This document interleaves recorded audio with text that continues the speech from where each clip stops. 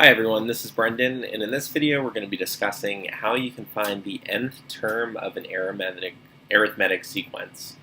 Now, in an arithmetic sequence, you have a list of numbers which are separated by a constant value, meaning to go from one term to the next term, you're either adding the same number every time or you're subtracting the same number every time. And what I have written up here is the equation for an arithmetic sequence, and we can see that a sub n is equal to a sub 1 plus d times n minus 1. Now, I'll go ahead and define these terms. So a sub 1 is your first term. D is the difference between terms. Now, that can mean addition or subtraction, but it's basically how you jump from one term to the next. So I'll say difference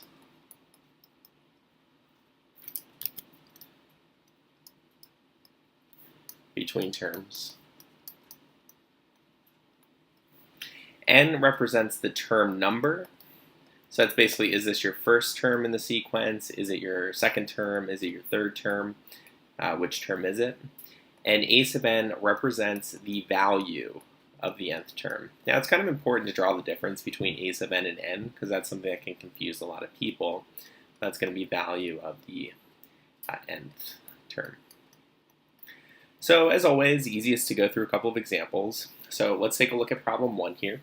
So problem 1, I can see that my first term is 3. So 3 is the a sub 1 value, and then n would be 1, because this is the first term, this is the second term, this is the third term, fourth term, fifth term, sixth term, so on and so forth. So the numbers in red up here refer to the n value, whereas the numbers in blue are referring to the value of that term. So in order to write out an equation for this, what I could do is, for the general equation, you never bother changing a sub n. So I would say a sub n is equal to my first term, which is a sub 1, which is this 3 value. 3 is the value of the first term, and that's why it's a sub 1. So I put 3 plus d. Now, d is the difference between the terms, so I can see that as I go from 3 to 7, I'm adding 4. As I go from 7 to 11, I'm again adding 4. 11 to 15, adding 4. So this is clearly an arithmetic sequence because we're adding the same amount each time. And my d value is going to be 4. And then n minus 1. So just like how you have y equals mx plus b, and normally you fill in for the m value and the b value, while leaving y and x as variables when trying to write out the equation, you do the same thing here. It's a sub n that ends up being one of the variables, and n that ends up being the other one. Now, you can choose to distribute this 4. You can turn this into a sub n is equal to 3 plus 4n minus 4. Combining the 3 and the negative 4, you would get 4n minus 1. And for most classes, teachers would accept either one of these answer choices, either that one or that one.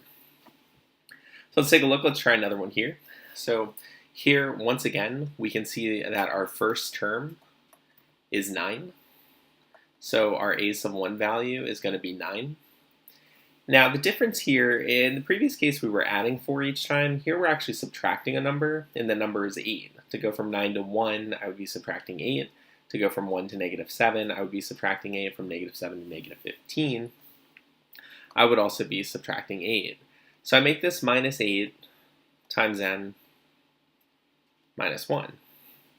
Just like last time, I can distribute. So I have 9 minus 8n plus 8. And I can combine like terms. And I find that a sub n is equal to 17 minus 8n. And there you have it. Those are just 2 examples of how you can write out the equation for an arithmetic sequence in terms of a sub n and n. Thanks for watching.